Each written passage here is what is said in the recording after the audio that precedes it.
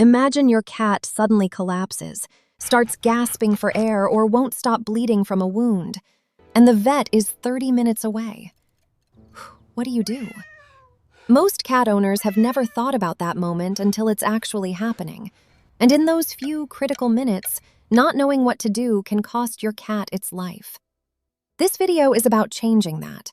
Because the truth is, knowing just a few basic first aid steps could be the difference between saving your cat and losing them forever. Cats are incredibly good at hiding pain and discomfort.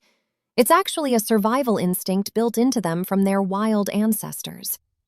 By the time your cat shows obvious signs of distress, things can already be serious. So the first thing every cat owner needs to understand is how to recognize a true emergency. If your cat is unconscious, breathing rapidly or struggling to breathe, bleeding heavily, having seizures, vomiting repeatedly, or has been hit by a car, that is a 911 situation for your pet. Stay calm, because your cat picks up on your energy, and panic only makes things worse for both of you. If your cat is bleeding, gently apply firm pressure to the wound using a clean cloth or gauze. Don't remove the cloth even if it soaks through, just layer more on top. Removing it can disturb any clotting that's started. If your cat has swallowed something toxic, common culprits include lilies, antifreeze, certain human medications, or even some essential oils. Do not try to make them vomit unless a vet specifically tells you to. Some substances cause more damage coming back up. Instead, keep the packaging of whatever they ingested, call your vet or an animal poison control hotline immediately, and get moving. If your cat stops breathing and has no heartbeat, you can attempt feline CPR. Place your cat on their right side on a flat surface.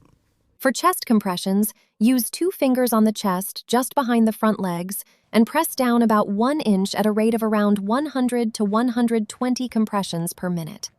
Give 1 small breath into the nose every 30 compressions, making sure you only use enough air to see the chest rise slightly. It's not the same as human CPR, so knowing the difference matters. For suspected broken bones or spinal injuries, like after a fall from a height or a car accident, try not to move your cat more than necessary. Gently slide them onto a flat, rigid surface, like a small board or even a hardcover book, to keep them stable during transport.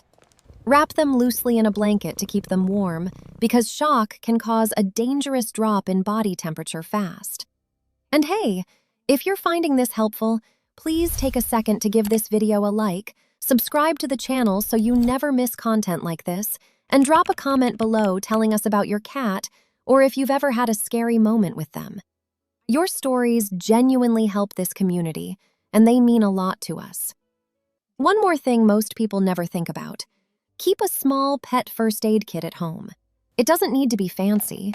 Gauze pads, medical tape, a digital thermometer, saline solution, a spare towel, and your vet's emergency number saved in your phone. That little kit could buy your cat the time they need. A normal cat body temperature sits between 100.5 and 102.5 degrees Fahrenheit. Anything below 100 or above 104 means something is seriously wrong and you need to act fast. Your cat trusts you completely. They can't call for help, they can't tell you where it hurts, and they can't drive themselves to the vet. In an emergency, you are their only lifeline. The few minutes before you reach professional care are precious, and now you're more prepared to use them well. Save this video, share it with every cat owner you know, and let's make sure every cat out there has a human who knows what to do when it matters most.